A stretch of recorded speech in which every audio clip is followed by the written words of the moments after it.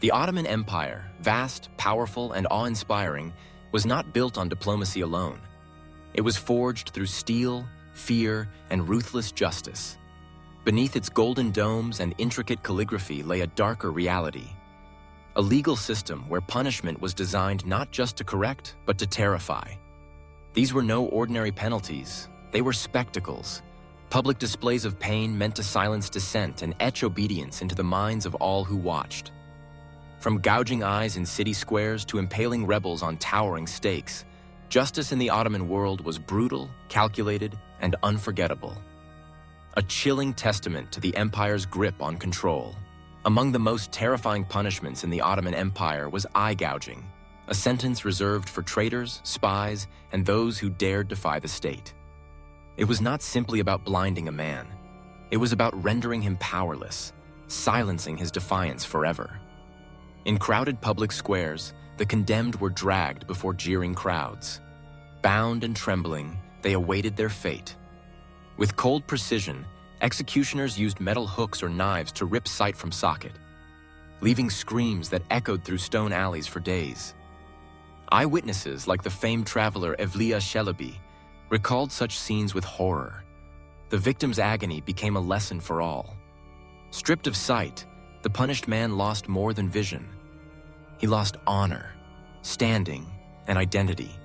The Ottomans wielded this punishment not only as justice, but as psychological warfare, a single act that crippled the body and crushed the soul.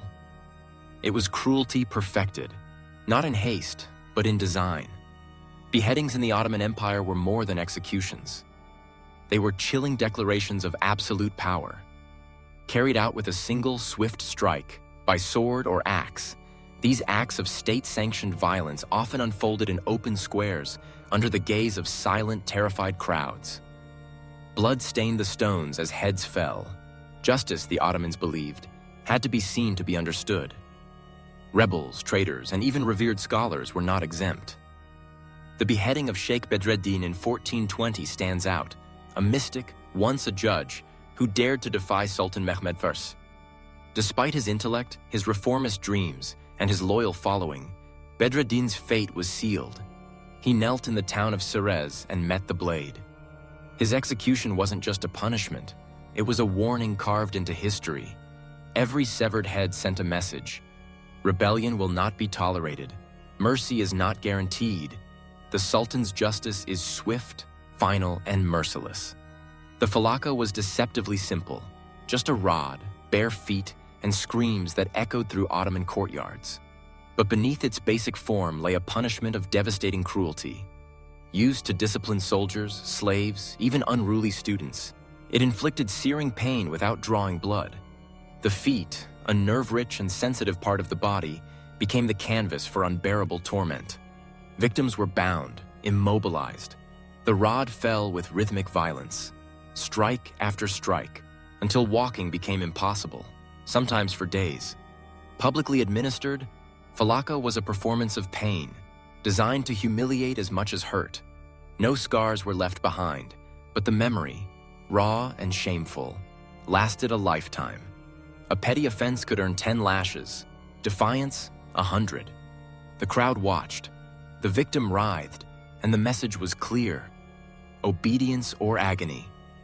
In an empire built on hierarchy and fear, Falaka was not just punishment. It was control, exacted foot by foot, in silence and suffering. Hanging in the Ottoman Empire was more than execution. It was public theater, a grim ritual of justice that demanded an audience. From bustling marketplaces to silent hillsides, the condemned were marched to their fate. Ropes tightened as crowds gathered, whispers rising to gasps. For crimes like theft, rebellion, or murder, the sentence was final: death by suspension. Sometimes the execution was swift, other times prolonged, feet twitching, breath fading, a slow dance with death. Hooks or poles were occasionally used, twisting the horror into something even more grotesque. Each hanging sent a chilling message. The Sultan's law was absolute, mercy was rare. Families wept in silence. Children stared in terror. The body, left to sway in the wind, became a symbol of control, of fear, of finality. Justice was not blind here. It was brutal, deliberate, and always on display. In every noose, the empire tied a knot around the hearts of its people. Amputation in the Ottoman Empire was not merely punishment, it was spectacle. A cold, calculated ritual meant to etch fear into the hearts of all who watched. When a thief was dragged into the marketplace, cries echoed through the streets, his sentence already carved into law. With the crowd pressing close, the executioner raised his blade, not in haste, but with solemn precision. A single swing, a scream, a hand falls limp to the ground. Blood soaked the stones beneath him, eyes averted, but none forgot. This wasn't just physical mutilation, it was symbolic erasure, the severing of a man's ability to act, to labor, to belong. The stump marked him forever, a walking reminder that rebellion or theft would not just be punished, it would be branded into flesh. In a society bound by order and control, amputation didn't just stop crime, it turned the criminal into a living warning. The message was clear: obey or be broken. Among the cruelest punishments in the Ottoman arsenal stood one so horrifying, it shattered not just bodies but identities. Emasculation. This was not a punishment of mere pain, it was one of complete annihilation. For men accused of sexual crimes or political betrayal, the sentence was clear: a brutal, irreversible stripping of manhood. With cold precision, executioners carried out the sentence, removing not just flesh, but lineage, honor, and legacy.